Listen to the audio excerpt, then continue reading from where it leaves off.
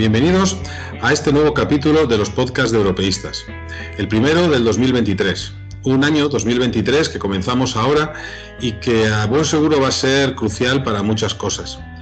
Estamos inmersos en una guerra que está adquiriendo tintes mundiales, quizá no como las anteriores dos guerras mundiales, pero sí que vemos que países de todos los continentes están implicados de una manera u otra. Y por otra parte, para España, en el caso nuestro, no solamente vamos a tener un periodo electoral larguísimo, empezando en mayo con las municipales y autonómicas, pero luego también acabando el segundo semestre con las elecciones generales, sino que en este precisamente segundo semestre España tendrá la presidencia de la Unión Europea.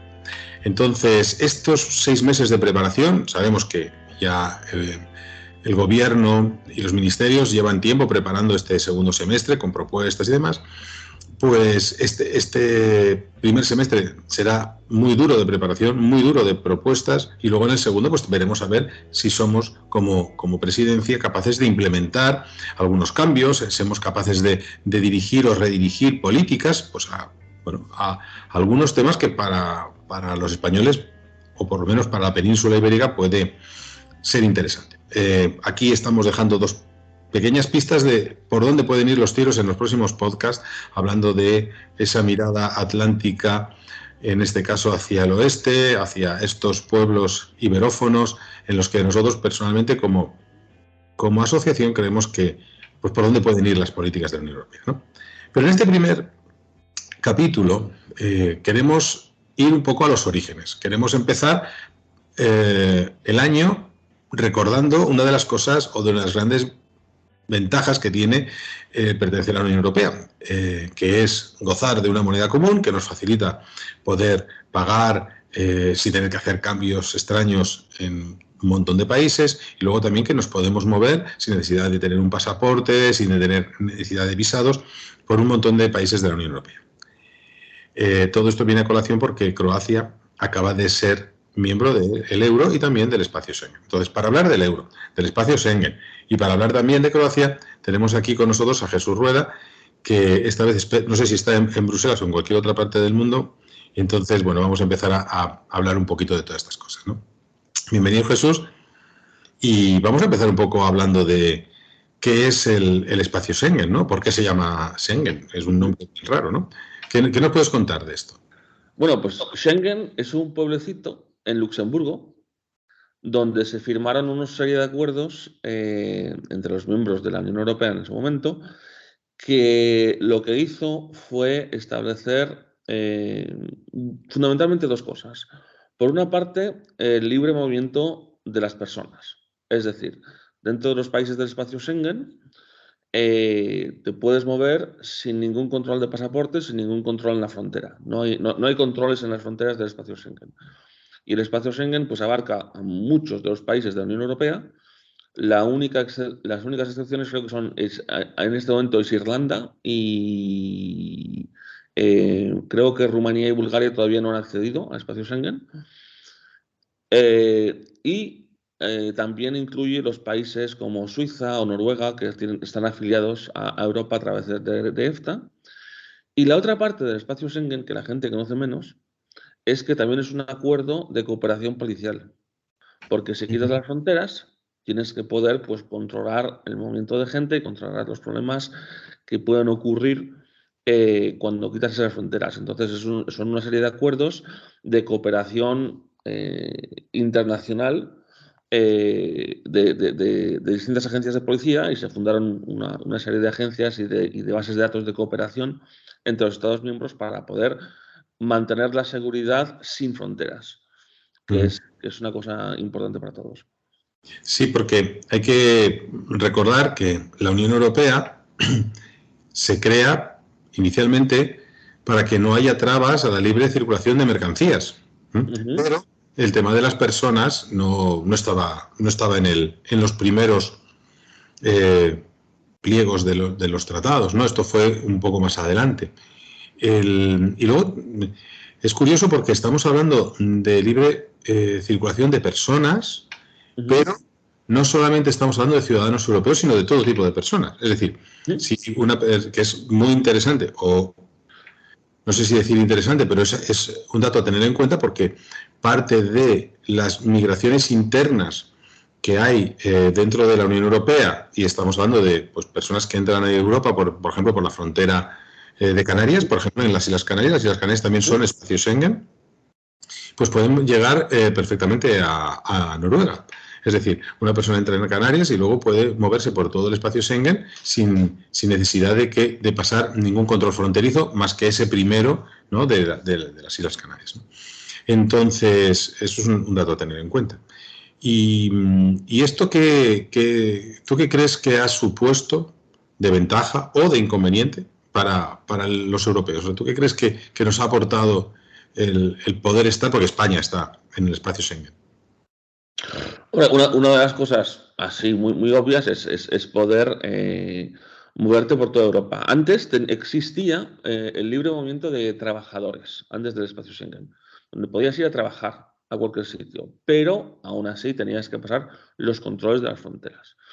Entonces, ahora, en un mundo sin fronteras, en una Europa sin fronteras, la gran ventaja es que la gente se puede mover sin tener que pensárselo dos veces. O sea, yo mismo he ido a pasar las Navidades a Madrid desde Bruselas, cogí el coche y pasé pues, la frontera con Francia, luego la frontera con Francia y España sin ningún problema, pasé dos fronteras y a la vuelta otras dos, y es que no hay frontera en la práctica. O sea, tienes el cartelito bienvenido a Francia, bienvenido a Bélgica, bienvenido a España, pero no hay ninguna frontera. Y eso facilita mucho toda una serie de industrias y toda una serie de actividades que son muy importantes. Por una parte, facilita en gran medida todo lo que es turismo, todo lo que es intercambio cultural, porque se puede mover uno sin ningún problema, y también facilita, lo cual en España ocurre un poco, no tanto como en otros países, pero también ocurre, el trabajo donde la gente vive en un país, pero trabaja en el país de al lado. Entonces, eso es algo que, por ejemplo, en Bélgica pasa bastante, y en otras partes de Europa también. Y es algo que, bueno, pues es otra ventaja para la gente que vive y trabaja en Europa. Es verdad. Yo he estado viviendo bastante tiempo en Badajoz y Badajoz es una ciudad puramente fronteriza y al otro lado está Elvas, que es Portugal, y mucha gente trabaja en Elvas, pero vive en Elvas, bueno, y viceversa, por supuesto. Vive en Elvas y va a trabajar a Badajoz, ¿no? Y bueno, por supuesto, esto es una facilidad tremenda. Creo, o sea, me viene a la cabeza el intentar comparar, por ejemplo, las personas que viven en la línea de la Concepción, ¿no?, ahí en Cádiz, y que van a trabajar a Gibraltar, que tienen que pasar una frontera todos los días. Todos los días tienen que perder, vamos a decir así, perder un poco de tiempo en un control fronterizo. Y sin embargo, pues esta gente en Portugal no. Y luego es muy interesante esto también de que estás comentando, porque bueno, quiero contar una anécdota personal relacionada con esto, porque muchas veces el no conocer bien vamos a llamarlo así, todos los últimos datos o quienes están, confundir espacio Schengen con el euro y con la Unión Europea, confundir estas tres cosas, pues puede llegar a cometer no errores, pero sí por lo menos confusiones, ¿no? Entonces, nosotros una vez tuvimos que hacer una compra y de unos productos para sistemas de agua y saneamiento, y entonces lo fuimos a comprar a una empresa que estaba en Suiza. Suiza es parte del espacio Schengen, pero no es de la Unión Europea. Por lo tanto, uno puede entrar en Suiza sin problema, pero cuando compras allí, pues luego tienes que tener en cuenta que hay una serie de impuestos de traspaso de aduanas, de desaduanaje y demás, que hay que tener en cuenta para poder hacer estas acciones. Es decir, no es ningún, vamos a decirlo así, problema, pero sí que es más farragoso, ¿no? Y entonces, bueno, el ser capaz de conocer todas estas cosas o conocer estas cosas en profundidad, pues te puede evitar luego sorpresas de última hora, ¿no? Y entonces, claro, hay que tener en cuenta, por ejemplo, que a Suiza o a Noruega podemos ir perfectamente porque son del espacio Schengen. Sin embargo, si tenemos que hacer algún tipo de transacción comercial, tenemos que tener precaución por si acaso ¿no? Esa transacción va a ir luego acompañada de alguna tasa extra de desaduanaje, etcétera, etcétera, ¿no? Y hablando un poco de esto, ya que tocamos el tema comercial, pues vamos a hablar del euro, ¿no? Que con el euro pasa algo parecido, pero no tenemos que confundirlo. Es decir, una cosa es el espacio Schengen y otra es el espacio euro, ¿no? ¿Qué nos puedes comentar del espacio euro? Bueno, pues el espacio euro es, bueno, el euro es la única moneda transnacional que existe ahora a nivel mundial. Es una moneda que mucha gente decía, bueno, esto no va a funcionar, es muy complicado y tal, y tiene sus problemas. No es que sea un sistema sin ningún problema, porque es cierto que dentro del espacio euro cada estado individual no puede controlar, como controlaba con sus monedas nacionales, el intercambio tan fácilmente. O sea, porque no tienes mecanismos para intentar variarlo a nivel nacional, el valor del euro. Lo que sí que tiene de bueno es que es una moneda bastante estable y que la puedes usar por toda Europa, está perfectamente reconocida. Y de hecho, una de las cosas que se esperan en Croacia, ahora con la adopción del euro, es que la gente pues, pueda ir con aún más facilidad a Croacia para lo que quiera. Y curiosamente, el euro se ha convertido en una forma de distribuir a nivel europeo un poquito las ideas y los conceptos que son importantes para cada país, porque en las monedas del euro cada país puede poner lo que quiera en una cara de la moneda. Entonces, Croacia ha elegido pues, poner cosas que para ellos son importantes. En la moneda de 2 euros ha puesto un mapa de Croacia, bastante tradicional, bastante fácil. En la moneda de 1 euro han puesto una marta, que es el animal nacional de Croacia, una moneda muy bonita, la moneda de 1 euro croata. En las monedas estas doraditas de 20 céntimos, de 50 céntimos, 10 céntimos, han puesto a Nikola Tesla. Ajá. Es un gran conocido de Croacia, uno de los grandes hijos de Croacia, que tienen mucho añoro por él. Y en las monedas estas de cobre, de 5 céntimos, de 2 céntimos, de 1 céntimo, han puesto una cosa muy curiosa, porque simplemente es las iniciales de Croacia, HR, pero las han puesto en el alfabeto glagolítico, que es un alfabeto que ha desaparecido, que ya no se usa. Y es un alfabeto que se usaba en idiomas eslavos en el siglo IX, X, XII y tal, pero a partir del siglo XII solo se usaba en Croacia. Y desapareció de uso a finales del siglo XIX, principios del siglo XX, pero lo mantienen como algo pues, muy croata, y lo han puesto ahí para enseñar al mundo que bueno, pues ellos tienen su cultura y sus cosas especiales para que lo podamos ver, que me parece muy curioso. Entonces, es siempre interesante ver cómo los países usan las monedas del euro para establecer qué es lo que es importante para ese país. Ok. Sí, pues la verdad es que está bien. A mí personalmente el tema del euro me parece una de las cosas que te facilitan la vida en la Unión Europea, ¿no? Así ahora mismo recuerdo, a bote pronto, que, por ejemplo, países que no tienen adoptado el euro, puede ser Suecia, Polonia, y ahora mismo no sé, no me acuerdo de alguno más, no sé si... Dinamarca y Hungría. Ah, Dinamarca y Hungría, ok. Y luego también Rumanía y Bulgaria también tienen sus monedas de momento. Y claro, bueno, ser capaz de no tener que cambiar, o sobre todo no tener que andar pensando, ¿no? Porque ahora casi todo el mundo pagamos con tarjeta, pero el hecho de tener que no hacer el cambio y sobre todo luego tener que, aunque hagas el cambio, tener en cuenta que cuando pagas con tarjeta luego te aplican un cambio, o sea, una comisión por el cambio, ¿no? Que he realizado. Pues eso para mí facilita tremendamente el viajar, y la vida de los ciudadanos, ¿no? Y luego darte cuenta, pues hacer comparaciones tan sencillas como, bueno, cómo está el precio del combustible aquí, allí, ¿no? Y esto a mí esto es una de las grandes ventajas que me parece que tiene la Unión Europea, ¿no? ¿Cuánto cuesta un café y tal? Sí, claro. El coste de la vida. Y nada, y entonces ahora pasamos un poco a hablar de Croacia, ¿no? Porque todo esto que estamos hablando y un poco recordando de dónde venimos y una de las cosas que algunos de los aspectos que tenemos claramente asumidos de la pertenencia a la Unión Europea, pero que no está de más recordar, es porque Croacia acaba de entrar en el espacio Schengen y también en el euro, ¿no? Entonces, ¿qué es esto de Croacia, ¿no? Porque Croacia suena mucho, ha sonado mucho, parece que está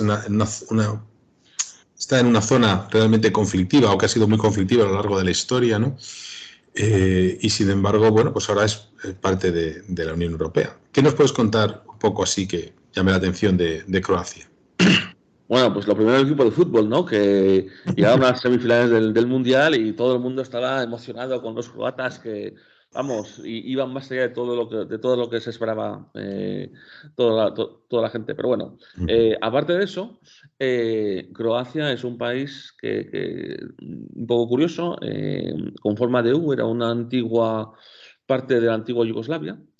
Y es un país que tiene una geografía un poco particular porque, como he dicho, tiene una forma de U y una parte de la U está en lo que es la costa adriática, al opuesto de Italia, en el mar Adriático, y la otra parte es una parte montañosa dentro del país y mucho más, bueno, pues accidentada como geografía.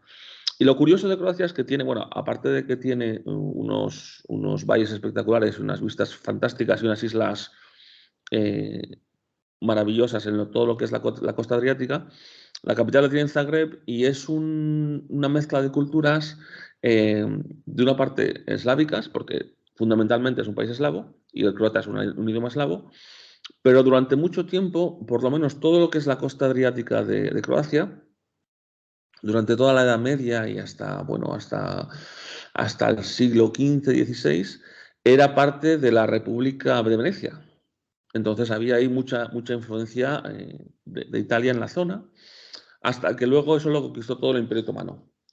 Entonces fue una zona de conflicto durante los siglos XVII, XVIII, XIX, entre los otomanos y los poderes, vamos a decir, cristianos de Europa, ya sea Venecia, ya sea Austria, ya sean otros que también intentaron meter baza por esa zona, hasta que al final, con el colapso del Imperio Otomano, eso se pasó a ser parte del Imperio Austrohúngaro, de hecho. Y Austria tuvo una flota basada, pues, en lo que es la actual Croacia de Trieste y la zona de Venecia. Luego eso se colapsó después de la Primera Guerra Mundial y se creó lo que fue el Estado de Yugoslavia. Y entonces ha sido parte de Yugoslavia hasta el colapso de Yugoslavia en los años 90, donde hubo una guerra muy acérrima para la independencia y fue una guerra muy complicada porque había muchos bandos en esa guerra. Pero dos de los principales eran los croatas contra los serbios. Y de hecho, pues las fronteras actuales de lo que es Croacia se definieron durante ese conflicto. Y bueno, después del conflicto ha sido un país que ha hecho mucho hincapié en reformas democráticas y en intentar modernizarse. Y como parte de eso se unió a la Unión Europea en el 2004. Y entonces, bueno, pues han tardado, que se dice pronto, 19 años en llegar al punto donde se ha aceptado que entren tanto en el espacio Schengen como en el espacio del euro. Espérate, no he dicho una tontería. Croacia no se unió en el 2004, se unió mucho después, perdona. Eso es un error mío. O sea, a veces se nos va la cabeza. Sí, a ver, lo tengo aquí porque lo tengo.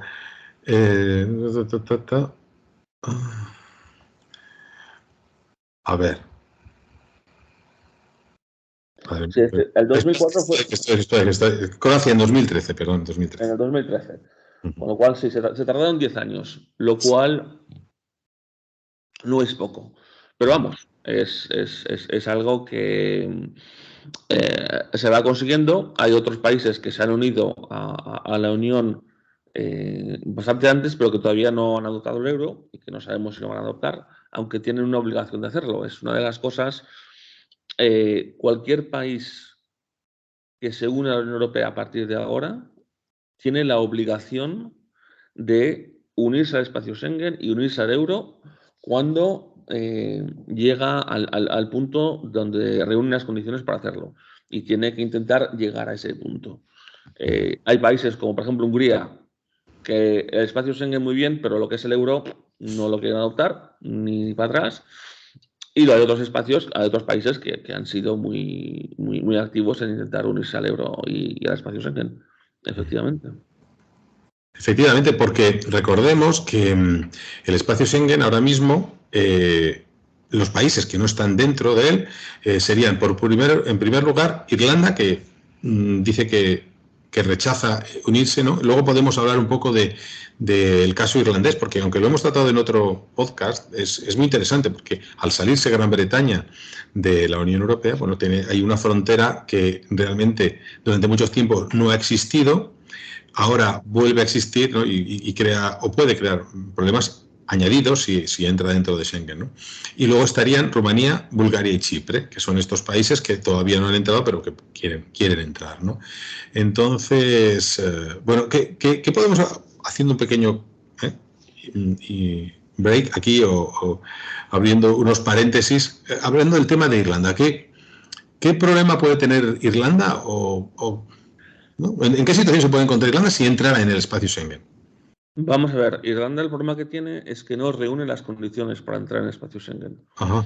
Porque una de las condiciones sine qua non es el control de las fronteras externas. Es decir, yo me uno al espacio Schengen, pero garantizo que todas las fronteras que no dan con el espacio Schengen las tengo controladas como nación. Y lo que le pasa a Irlanda es que, como tú bien has dicho, la frontera entre la República de Irlanda y Irlanda del Norte no tiene control.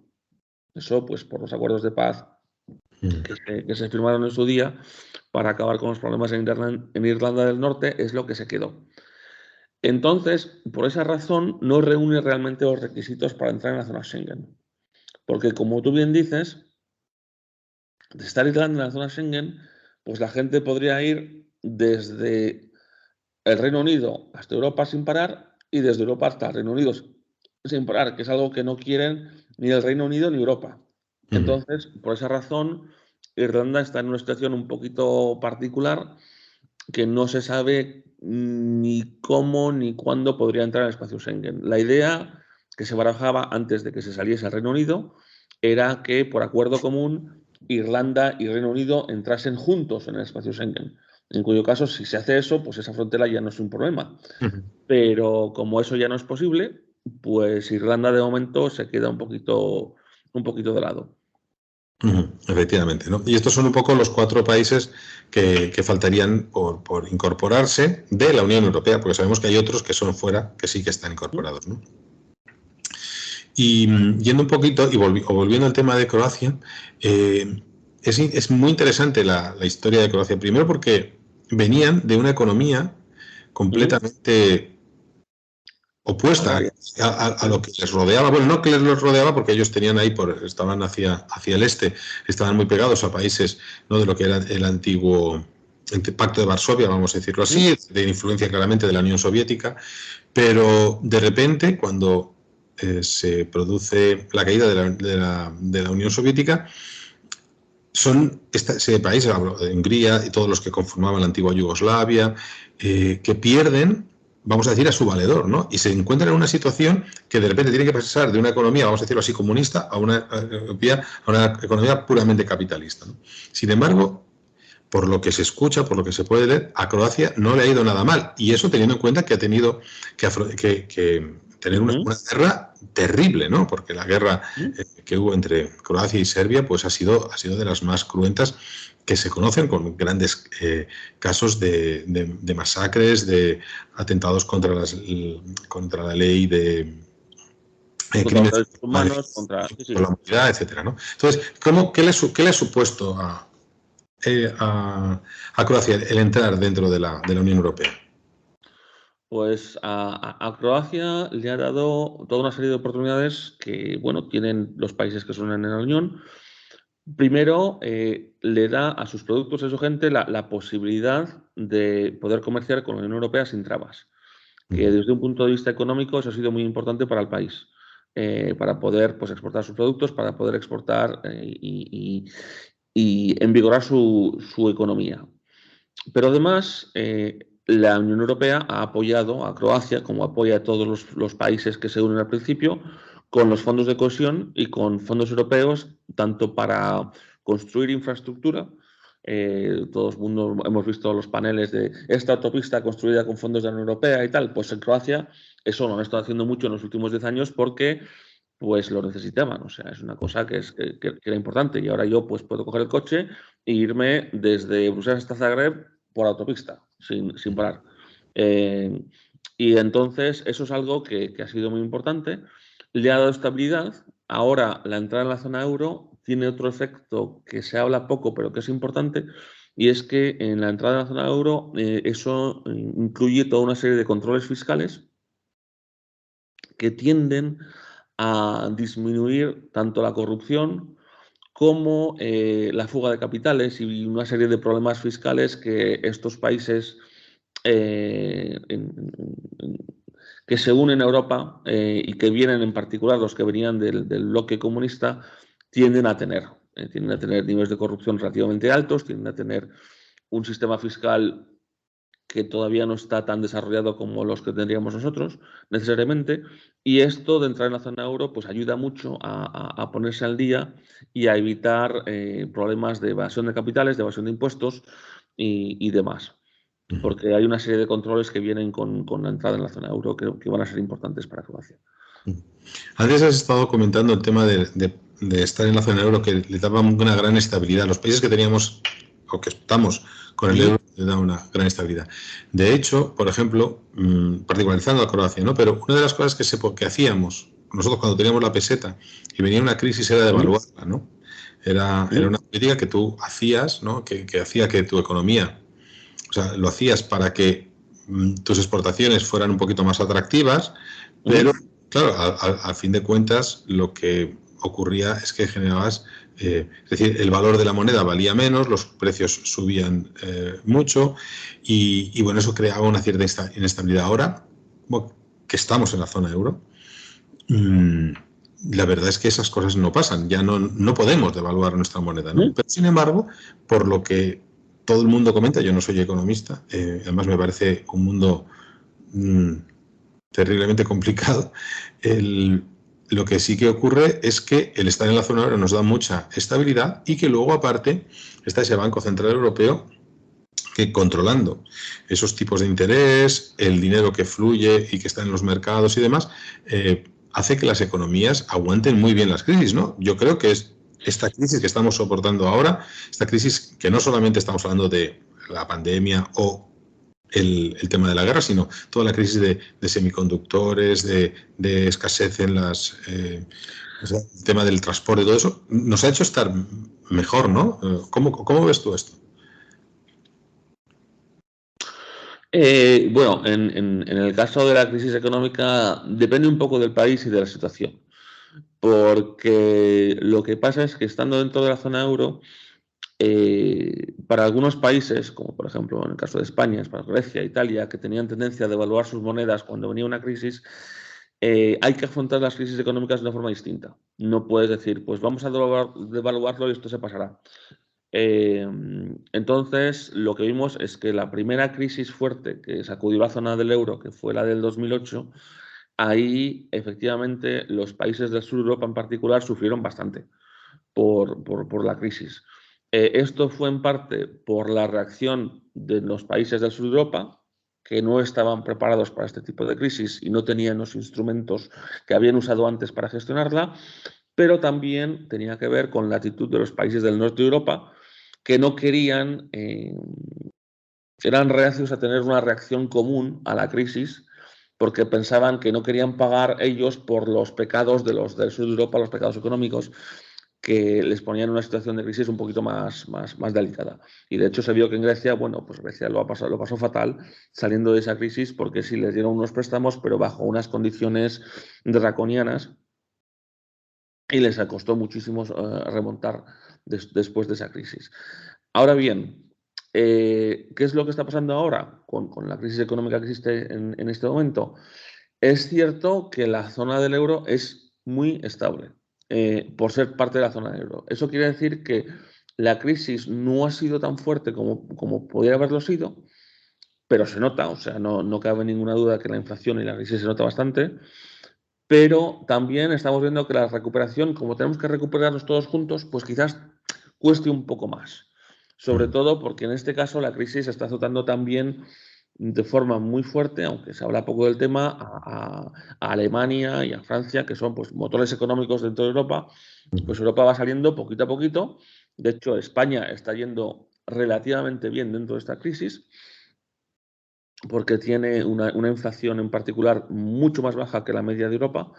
Pero a ver cómo siguen las cosas yendo adelante, pero de momento parece que la zona del euro está teniendo una situación relativamente buena, sobre todo teniendo en cuenta de que Europa, geográficamente y económicamente, es la zona más afectada por la crisis, porque uno de los factores críticos de la crisis que estamos viendo hoy en día es el precio y los suministros de energía, que en el caso de Europa, pues muchos países dependían de forma muy importante de Rusia, y eso pues se ha cortado y es una de las causas fundamentales de la crisis que estamos viendo hoy.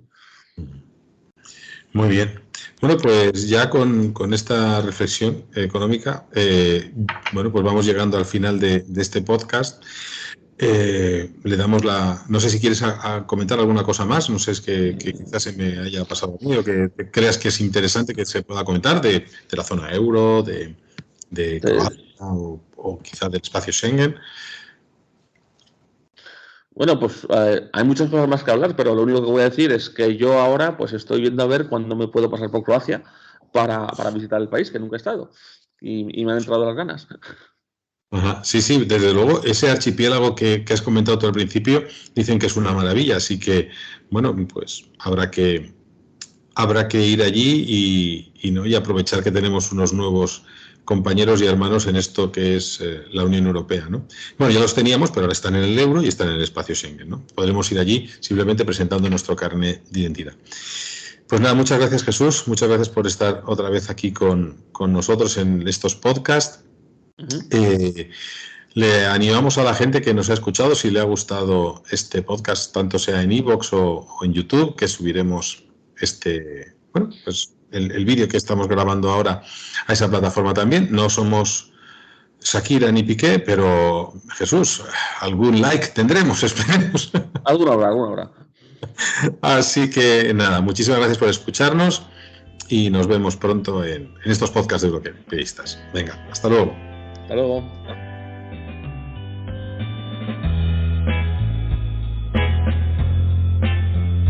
Has escuchado un podcast de Europeístas, una asociación que busca fortalecer el proyecto europeo apoyándose en la defensa de la familia moderna y promoviendo un desarrollo sostenible. Si estás interesado, busca más información en nuestra página web www.europeistas.com o síguenos en nuestras redes sociales. Gracias por escucharnos.